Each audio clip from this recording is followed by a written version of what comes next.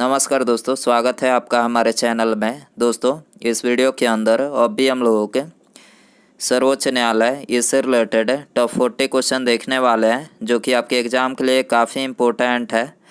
तो आप इन एक एक क्वेश्चन को रट लीजिए। उससे पहले चैनल पर आया तो चैनल को सब्सक्राइब कर, जो पास वाले घंटे का निशान है उसे भी ऑन कर दें, ठीक है। तो देखिए, यहाँ पर हमारा पहला क्वेश्चन है, भारतीय संविधान के किस भाग में संघीय न्यायपालिका का उल्लेख किया गया है? तो देखिए, इसका करेक्ट आंसर ऑप्शन डी हो जाएगा। भारतीय संविधान के भाग 5 में जो है ये संघीय न्यायपालिका का उल्लेख किया गया है, ठीक है। इसके अलावा भारतीय संविधान के भाग 2 में ये नागरिकता से संबंधित प्रावधान किया गया है। भाग 3 में ये मौलिक अधिकार दिया गया है और भाग 4 में जो है ये राज्य के नीति निर्देशक तत्व जो है दिया गया है। क्वेश्चन नंबर 2 है, भारतीय संविधान की व्याख्या करने का मुख्य अधिकारी निम्नलिखित में से कौन होता है? तो देखिए, इसे करेक्ट आंसर ऑप्शन डी हो जाएगा, सर्वोच्च न्यायालय होता है, ठीक है। भारतीय संविधान की व्याख्या करने का मुख्य अधिकारी कौन होता है? तो ये सर्वोच्च न्यायालय होता है। क्वेश्चन नंबर 3 है, निम्नलिखित में से किसके अंतर्गत भारत में सर्वप्रथम सर्वोच्च न्यायालय की स्थापना हुई थी? तो देखिए, इसे करेक्ट आंसर ऑप्शन ए हो जाएगा, रेगुलेटिंग एक्ट 1773 के अंतर्गत जो है ये भारत में सबसे पहले जो है सर्वोच्च न्यायालय की स्थापना हुई थी। क्वेश्चन नंबर 4 है, मूल रूप से संविधान में सर्वोच्च न्यायालय में मुख्य न्यायाधीश के अतिरिक्त कितने न्यायाधीश का प्रावधान किया गया था?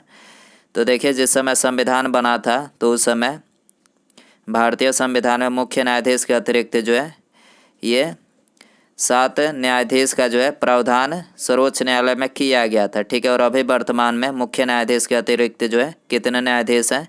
तो 33 न्यायाधीश हैं सर्वोच्च न्यायालय में। क्वेश्चन नंबर 5 है, वर्तमान में सर्वोच्च न्यायालय में मुख्य न्यायाधीश के अतिरिक्त कितने न्यायाधीश का प्रावधान किया गया है? तो देखिए, ये तो बता ही चुके हैं कि अभी वर्तमान में मुख्य न्यायाधीश के अतिरिक्त जो है 33 न्यायाधीश है, ठीक है। तो यहाँ पर डी करेक्ट हो जाएगा। क्वेश्चन नंबर 6 है, उच्चतम न्यायालय के न्यायाधीशों की संख्या में वृद्धि करने की शक्ति किसके पास होता है? तो देखिए, उच्चतम न्यायालय के न्यायाधीशों की संख्या में वृद्धि करने की जो शक्ति होती है तो ये सांसद के पास होती है, ठीक है। तो यहाँ पर सी करेक्ट हो जाएगा। क्वेश्चन नंबर 7 है, उच्चतम न्यायालय के मुख्य न्यायाधीश की नियुक्ति निम्नलिखित में से कौन करता है? तो देखिए, उच्चतम न्यायालय के मुख्य न्यायाधीश की नियुक्ति जो है ये भारत के राष्ट्रपति के द्वारा जो है किया जाता है, ठीक है। तो यहाँ पर डी करेक्ट हो जाएगा। क्वेश्चन नंबर 8 है, राष्ट्रपति सर्वोच्च न्यायालय के अन्य न्यायाधीशों की नियुक्ति किसके परामर्श पर करते हैं? तो देखिए, राष्ट्रपति सर्वोच्च न्यायालय के अन्य न्यायाधीशों की नियुक्ति जो है ये सर्वोच्च न्यायालय के मुख्य न्यायाधीश के परामर्श पर जो है करते हैं, ठीक है। तो यहाँ पर ए करेक्ट हो जाएगा। क्वेश्चन नंबर 9 है, भारत के कार्यवाहक मुख्य न्यायाधीश की नियुक्ति निम्नलिखित में से कौन करता है? तो देखिए, भारत के कार्यवाहक मुख्य न्यायाधीश की नियुक्ति जो है ये राष्ट्रपति के द्वारा किया जाता है, ठीक है। तो यहाँ पर सी करेक्ट हो जाएगा। क्वेश्चन नंबर 10 है, सर्वोच्च न्यायालय में तदर्थ न्यायाधीशों की नियुक्ति किस देश की न्याय प्रणाली से प्रेरित है? तो देखिए, इसका करेक्ट आंसर ऑप्शन डी हो जाएगा, फ्रांस देश की न्याय प्रणाली से जो है प्रेरित है, ठीक है। सर्वोच्च न्यायालय में तदर्थ न्यायाधीशों की नियुक्ति किस देश की न्याय प्रणाली से प्रेरित है? तो ये फ्रांस देश की न्याय प्रणाली से प्रेरित है, ठीक है। इसके अलावा ऑस्ट्रेलिया के संविधान से क्या लिया गया है?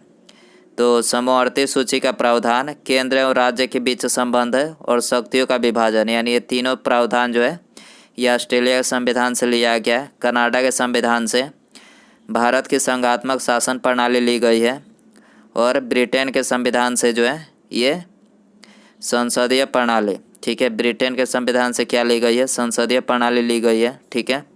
क्वेश्चन नंबर 11 है, भारतीय संविधान में तदर्थ न्यायाधीशों की नियुक्ति का प्रावधान है। तो देखिए, भारतीय संविधान में तदर्थ न्यायाधीशों की नियुक्ति का जो प्रावधान है तो ये सर्वोच्च न्यायालय में, उच्च न्यायालय में और जनपद एवं सत्र न्यायालय, यानी इन तीनों में है, ठीक है। तो यहाँ पर डी करेक्ट हो जाएगा, इनमें से सभी। क्वेश्चन नंबर 12 है, सर्वोच्च न्यायालय में तदर्थ न्यायाधीशों की नियुक्ति निम्नलिखित में से कौन कर सकता है? तो देखिए सर्वोच्च न्यायालय में तदर्थ न्यायाधीशों की नियुक्ति जो है ये राष्ट्रपति की अनुमति प्राप्त कर सर्वोच्च न्यायालय के मुख्य न्यायाधीश जो है कर सकते हैं। ठीक है, तो यहाँ पर डी करेक्ट हो जाएगा। क्वेश्चन नंबर 13 है, सर्वोच्च न्यायालय में न्यायाधीश नियुक्त होने के लिए व्यक्ति को कम से कम कितने वर्ष उच्चतम न्यायालय का एडवोकेट होना अनिवार्य है? तो देखिए सर्वोच्च न्यायालय में न्यायाधीश नियुक्त होने के लिए जो है उच्चतम न्यायालय में कम से कम जो है 10 वर्ष तक जो है एडवोकेट होना जो है अनिवार्य है। ठीक है, तो यहाँ पर बी करेक्ट हो जाएगा। क्वेश्चन नंबर 14 है, उच्चतम न्यायालय के मुख्य न्यायाधीश कितने वर्ष की आयु तक अपने पद पर बने रहते हैं? तो उच्चतम न्यायालय के मुख्य न्यायाधीश जो है अपने पद पर ये 65 वर्ष की आयु तक जो है बने रहते हैं। ठीक है, ये करेक्ट हो जाएगा। क्वेश्चन नंबर 15 है, सर्वोच्च न्यायालय के न्यायाधीशों को उसके पद से केवल किन प्रमाणित आधारों पर हटाया जा सकता है? तो देखिए सर्वोच्च न्यायालय के न्यायाधीशों को उनके पद से जो है किसके द्वारा हटाया जा सकता है? तो ये कदाचार और असमर्थता यानी इन दोनों प्रमाणित आधारों पर जो है हटाया जा सकता है। ठीक है, तो यहाँ पर सी करेक्ट हो जाएगा, उपर्युक्त में दोनों। क्वेश्चन नंबर 16 है, उच्चतम न्यायालय के न्यायाधीशों की सेवानिवृत्ति की आयु कितनी होती है? तो उच्चतम न्यायालय के न्यायाधीशों की सेवानिवृत्ति की जो आयु होती है तो ये 65 वर्ष होती है। ठीक है, ये करेक्ट हो जाएगा। क्वेश्चन नंबर 17 है, सर्वोच्च न्यायालय के न्यायाधीश के विरुद्ध महाभियोग का प्रस्ताव पारित हो जाने पर पदच्युत का आदेश कौन जारी कर सकता है? तो देखिए सर्वोच्च न्यायालय के न्यायाधीश के विरुद्ध महाभियोग का प्रस्ताव पारित हो जाने पर पदच्युत का आदेश कौन जारी कर सकता है? तो ये राष्ट्रपति जो है जारी कर सकते हैं। ठीक है, बी करेक्ट हो जाएगा। क्वेश्चन नंबर 18 है, जब राष्ट्रपति और उपराष्ट्रपति दोनों का पद खाली हो तब उनका कार्य कौन करेगा? तो देखिए यदि राष्ट्रपति और उपराष्ट्रपति यदि दोनों का पद खाली रहता है तो उनके कार्य जो है ये भारत के मुख्य न्यायाधीश जो है संभालेंगे। ठीक है, तो यहाँ पर सी करेक्ट हो जाएगा। क्वेश्चन नंबर 19 है, सेवानिवृत्ति के पश्चात सर्वोच्च न्यायालय के न्यायाधीश वकालत कर सकते हैं? तो देखिए इसका करेक्ट आंसर ऑप्शन डी हो जाएगा, किसी भी न्यायालय में जो है नहीं कर सकते हैं। ठीक है, सेवानिवृत्ति के पश्चात सर्वोच्च न्यायालय के जो न्यायाधीश होते हैं तो ये किसी भी न्यायालय में जो है वकालत नहीं कर सकते हैं। क्वेश्चन नंबर 20 है, सर्वोच्च न्यायालय के अधिकार क्षेत्र में वृद्धि करने का अधिकार किसके पास होता है? तो सर्वोच्च न्यायालय के अधिकार क्षेत्र में वृद्धि करने का जो अधिकार होता है तो ये सांसद के पास होता है। ठीक है, सी करेक्ट हो जाएगा। क्वेश्चन नंबर 21 है, सर्वोच्च न्यायालय में न्यायिक कामकाज के लिए किस भाषा का प्रयोग किया जाता है? तो देखिए सर्वोच्च न्यायालय में न्यायिक कामकाज के लिए जो है ये अंग्रेजी भाषा का जो है प्रयोग किया जाता है। ठीक है, बी करेक्ट हो जाएगा। क्वेश्चन नंबर 22 है, सर्वोच्च न्यायालय निम्नलिखित में से किस संस्था का निरीक्षण कर सकता है? तो देखिए सर्वोच्च न्यायालय जो है ये अधीनस्थ न्यायालय का जो है निरीक्षण कर सकता है। ठीक है, सी करेक्ट हो जाएगा। क्वेश्चन नंबर 23 है, भारत में न्यायपालिका निम्नलिखित में से किस प्रकार की है? तो देखिए भारत में जो न्यायपालिका है तो ये स्वतंत्र न्यायपालिका है। ठीक है, तो यहाँ पर ए करेक्ट हो जाएगा। क्वेश्चन नंबर 24 है, राष्ट्रपति और उपराष्ट्रपति के निर्वाचन में विवाद मामले को किसको प्रस्तुत किया जा सकता है? तो देखिए राष्ट्रपति और उपराष्ट्रपति के निर्वाचन में विवाद मामले को जो है ये भारत के उच्चतम न्यायालय को जो है प्रस्तुत किया जा सकता है। ठीक है, तो यहाँ पर सी करेक्ट हो जाएगा। क्वेश्चन नंबर 25 है, राष्ट्रपति और उपराष्ट्रपति से संबंधित चुनाव विवादों को सुलझाने का अधिकार उच्चतम न्यायालय को है। यह उसका तो देखिए यह उसका क्या है? तो ये मौलिक अधिकार है। ठीक है, राष्ट्रपति और उपराष्ट्रपति से संबंधित चुनाव विवादों को सुलझाने का अधिकार उच्चतम न्यायालय को है। यह उसका क्या है? तो मौलिक अधिकार है। ठीक है, ये करेक्ट हो जाएगा। क्वेश्चन नंबर 26 है, राष्ट्रपति कानूनी मामलों में किससे परामर्श ले सकता है? तो देखिए राष्ट्रपति कानूनी मामलों में जो है ये सर्वोच्च न्यायालय से जो है परामर्श ले सकता है। ठीक है, डी करेक्ट हो जाएगा। क्वेश्चन नंबर 27 है, उच्चतम न्यायालय को किस अनुच्छेद के अंतर्गत परामर्शदायी बनाया गया है? तो देखिए इसका करेक्ट आंसर ऑप्शन सी हो जाएगा, अनुच्छेद 143 के अंतर्गत। ठीक है, उच्चतम न्यायालय को किस अनुच्छेद के अंतर्गत परामर्शदायी बनाया गया है? तो ये अनुच्छेद 143 के अंतर्गत है। ठीक है, क्वेश्चन नंबर 28 है, न्यायिक पुनर्विलोकन का अधिकार किसके पास होता है? तो देखिए इसका करेक्ट आंसर ऑप्शन बी हो जाएगा, उच्चतम न्यायालय के पास होता है। ठीक है, न्यायिक पुनर्विलोकन का अधिकार किसके पास होता है? तो उच्चतम न्यायालय के पास होता है। क्वेश्चन नंबर 29 है, केंद्र और राज्यों के विवादों का समाधान कराना सर्वोच्च न्यायालय के किस क्षेत्राधिकार के अंतर्गत आता है? तो देखिए इसका करेक्ट आंसर ऑप्शन डी हो जाएगा, प्रारंभिक क्षेत्राधिकार के अंतर्गत जो है आता है। ठीक है, क्वेश्चन नंबर 30 है, जनहित याचिका निम्नलिखित में से किस न्यायालय में दायर की जा सकती है? तो देखिए जनहित याचिका जो है ये उच्च न्यायालय में और सर्वोच्च न्यायालय यानी इन दोनों में जो है दायर की जा सकती है। ठीक है, तो यहाँ पर सी करेक्ट हो जाएगा, उपर्युक्त में दोनों।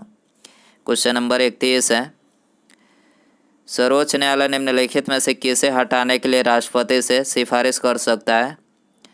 तो देखिए सर्वोच्च न्यायालय जो है ये संघ लोक सेवा आयोग के अध्यक्ष व सदस्यों को हटाने के लिए जो है राष्ट्रपति से सिफारिश कर सकता है। ठीक है, तो यहाँ पर बी करेक्ट हो जाएगा।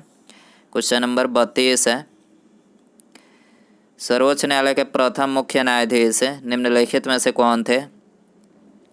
तो देखिए सर्वोच्च न्यायालय के जो पहले मुख्य न्यायाधीश थे तो ये थे हीरालाल जे कानिया। ठीक है, तो यहाँ पर ए करेक्ट हो जाएगा। क्वेश्चन नंबर 33 है, सर्वोच्च न्यायालय के मुख्य न्यायाधीश के पद पर सर्वाधिक लंबी अवधि तक कौन पदस्थ रहे थे? तो देखिए सर्वोच्च न्यायालय के मुख्य न्यायाधीश के पद पर जो है सबसे लंबी अवधि तक जो है ये वाई.बी. चंद्रचूड़ रहे थे। ठीक है, तो यहाँ पर डी करेक्ट हो जाएगा। क्वेश्चन नंबर 34 है, सर्वोच्च न्यायालय के मुख्य न्यायाधीश के पद पर सबसे कम समय तक कौन आसीन रहे थे? तो सबसे कम समय तक कौन रहे थे? तो ये कमल नारायण सिंह रहे थे। ठीक है, तो यहाँ पर सी करेक्ट हो जाएगा। क्वेश्चन नंबर 35 है, उच्चतम न्यायालय की प्रथम महिला न्यायाधीश कौन थे? तो उच्चतम न्यायालय की जो प्रथम महिला न्यायाधीश थी तो ये फातिमा बीबी थी। ठीक है, तो यहाँ पर सी करेक्ट हो जाएगा। क्वेश्चन नंबर 36 है, संविधान की व्याख्या करने का अंतिम अधिकार किसके पास होता है? तो संविधान की व्याख्या करने का जो अंतिम अधिकार होता है तो ये होता है सर्वोच्च न्यायालय के पास। ठीक है, तो यहाँ पर डी करेक्ट हो जाएगा। क्वेश्चन नंबर 37 है, निम्नलिखित में से किसके मामले उच्च न्यायालय व उच्चतम न्यायालय दोनों के अधिकारिता क्षेत्र में आते हैं? तो देखिए इसका करेक्ट आंसर ऑप्शन सी हो जाएगा, मूल अधिकारों का संरक्षण।